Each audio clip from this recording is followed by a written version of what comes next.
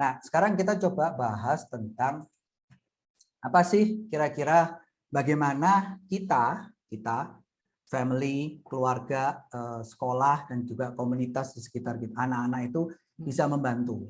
Nah, yang tadi social emotional learning itu akan ada di dalamnya. Kita akan bahas ini lain kali. Tetapi itu biasanya akan diwujudkan pertama kali itu muncul dari classroom, dari sekolah. Karena kita yang bisa ajarin secara langsung. Itu di dalam semua subjek kita itu ada di sana. Nah, terus kemudian yang kedua, dalam lingkup sekolah, jadi keseluruhan, nggak cuma guru, tapi institusi. Jadi ada budaya yang muncul yang kita ajarkan kepada anak-anak, dan ini berlaku nggak cuma kepada guru-guru, tapi juga admin kita, dan juga siapa orang yang terlibat di dalam institusi. Nah, kemudian lingkaran berikutnya adalah family atau caregivers. Caregivers itu yang mengasuh anak itu, yang 24 jam atau seringkali mengasuh anak itu. Nah, mostly adalah family. Yang terakhir adalah komunitas atau keluarga di luar keluarga inti, tetangga, pamannya lah, tantenya, kakeknya, neneknya. Nah, semua ini harus mendukung atau sama arahnya untuk sesuai dengan apa yang kita mau ajarkan bareng-bareng. Nah, pada waktu terjadi sinergi yang bagus antara semua ini, maka anak-anak itu bisa bertumbuh dengan bagus. Jadi mereka bisa belajar dengan baik dan mereka bisa bertumbuh dengan bagus. Gitu. Ya. Ini akan kita mau. Nah, terus sekarang kita ngomong yang real nih. Agak sedikit teori ya, tapi tak jelasin cepat ya. 21st century skill itu dibagi 3. Literasi dasar, terus kemudian kompetensinya sendiri itu apa yang harus dicapai di anak-anak, dan terakhir adalah karakter quality. Jadi kualitas karakter apa yang harus muncul di anak. Nah, Bapak Ibu parents, saya sudah coba cek ini dengan pemerintah, apa yang pemerintah lakukan, ya. Apa yang pemerintah lakukan, apa yang pemerintah kerjakan, dan semuanya memang mengarah ke sana. Ini kesepakatan dunia dan semua mengarah ke sana. Kita cuma ditambahin satu, karakternya adalah karakter Pancasila, itu aja. Itu aja. Jadi profil pelajar Pancasila, PPP gitu ya. Tapi semua itu ada di dalam sini. Nah, kita kan coba breakdown ini satu-satu. Nggak usah satu-satu deh, cepet aja supaya tahu apa. Dan akhirnya kita tahu kenapa kok Nola lakukan ini, gitu ya. Jadi yang pertama untuk literasi dasar, yang jelas nomor 1 adalah literasi sendiri. Literasi itu adalah kemampuan anak itu untuk mendapatkan data, mengambil data, mengambil informasi. Nah, literasi kalau kemarin kita paling kan cuma literasi buat zamannya kita paling baca tulis. Ya, baca tulis. Kalau TK sekarang calistung itu 1-2, literasi dan numerasi itu 1-2 itu calistung, baca tulis dan hitung. Nah, tapi kita tahu bahwa sebenarnya dunia ini sekarang bergerak dengan sangat cepat. PISA tes, jadi tes PISA yang diambil setiap 3 tahun sekali itu sudah berubah pertanyaan-pertanyaannya. Kalau kemarin mereka cuma dari bacaan terus menemukan inti dari bacaan. Itu zaman dulu. Yang kemarin, yang terakhir ini, yang 2018 kalau nggak salah itu dilakukan, itu sudah beda. Ditambahin satu bacaan dari forum. Jadi anak itu diajarin bagaimana kalau dia menggali data lewat internet, dia itu bisa mendapatkan yang paling benar. Data yang paling benar. Data atau informasi yang benar. Karena di internet everyone can write something gitu. Kita bikin blog aja, kalau rutin bikin blog, pinter ada SEO-nya bisa naik terus walaupun mungkin informasinya salah gitu. Nah, Indonesia ini agak menyedihkan. Kenapa di Indonesia banyak sekali hoax berkeliaran? Kenapa di Indonesia banyak sekali berita-berita palsu yang meresahkan masyarakat akhirnya? Itu keluarnya disebarnya dari sosial media, dari grup-grup teks, WhatsApp, teks, Telegram, you name it gitu. Nah, dalam bentuk tulisan, ya, tulisan, gambar, video maupun grafik. Nah, kadang-kadang apalagi video, orang tua saya kalau dikirimi video yang editan gitu langsung percaya 100%. Kan padahal itu sebenarnya editan gitu loh. Dan saya tahu ini editan nggak masuk akal, tapi dia hati-hati loh ya gini. Nah, kenapa? Karena tidak tahu bagaimana bahwa sebenarnya itu adalah hasil dari rekayasa digital. Nah, literasi di dalamnya itu juga salah satunya adalah berbicara anak harus mengerti bagaimana proses dari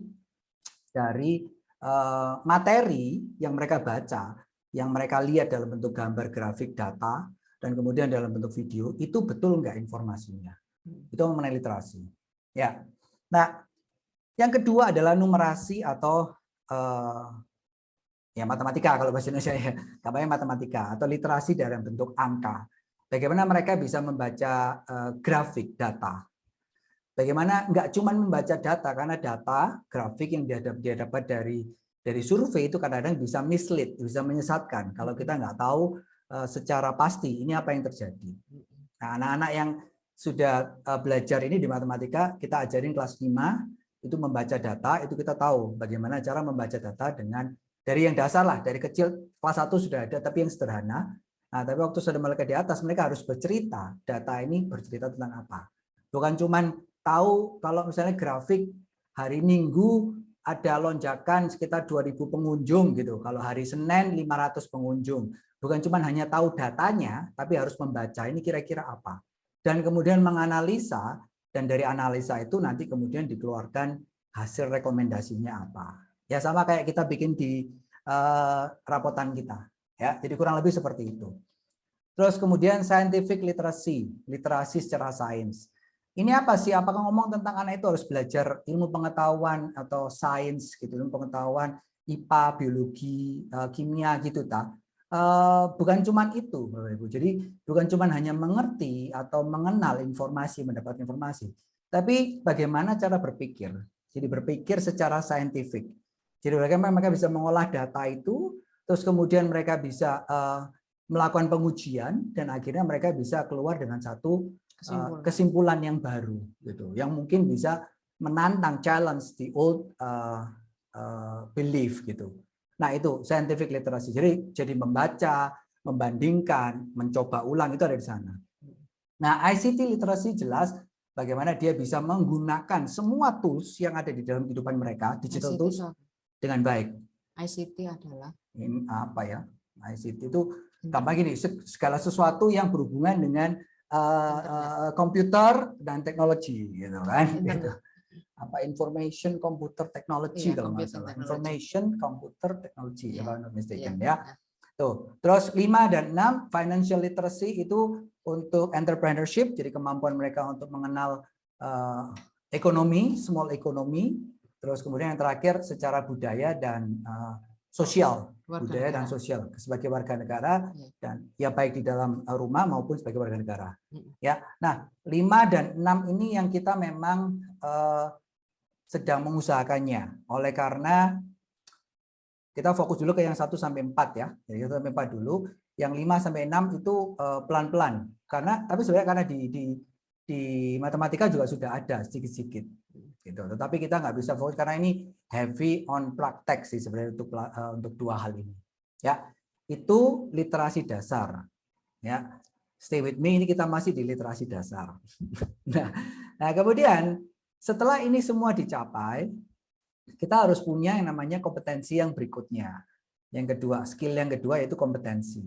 Nah, kompetensinya ya jelas critical thinking, problem solving.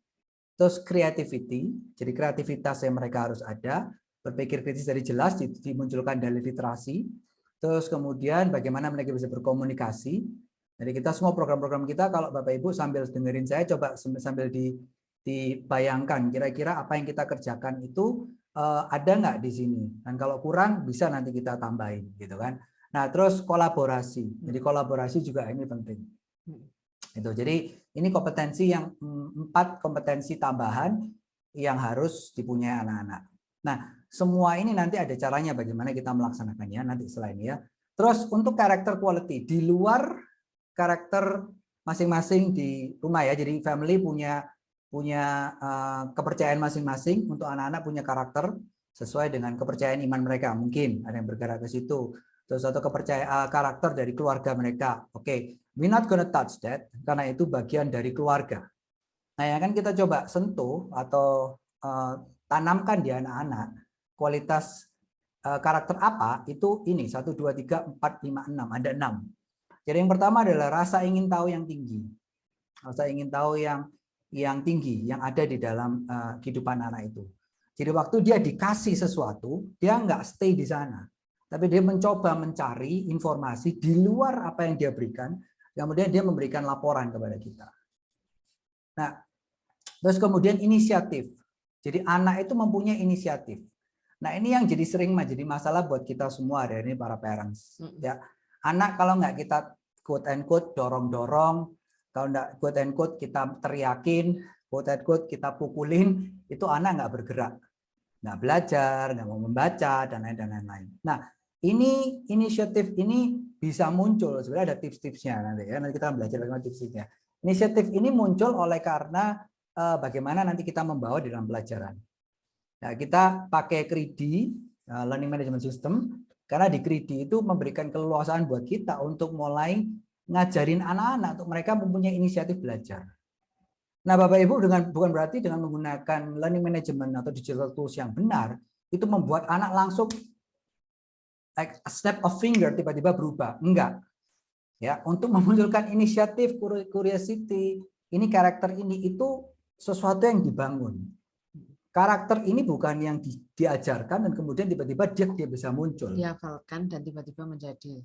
Jadi gitu, Mbak Isa. Karakter itu pembelajaran seumur hidup. Training juga. Di training seumur hidup. Kita terus sebagai manusia juga bergerak, gitu kan. Nah, makanya karakter ini harus hati-hati, harus sabar, harus dengan rasa percaya, memberikan kepercayaan sesuai dengan ini ya urutan anak ya, umur anak ya. Kita sempat bicara tentang Jean Piaget yang kemarin itu apa, bagaimana cara melepas mereka pelan-pelan supaya ini bisa tumbuh. Nah, inisiatif itu dibangun oleh karena kebiasaan juga. Nah, kemudian persisten ini cukup menantang buat anak-anak sekarang di dunia digital. Nah, kenapa?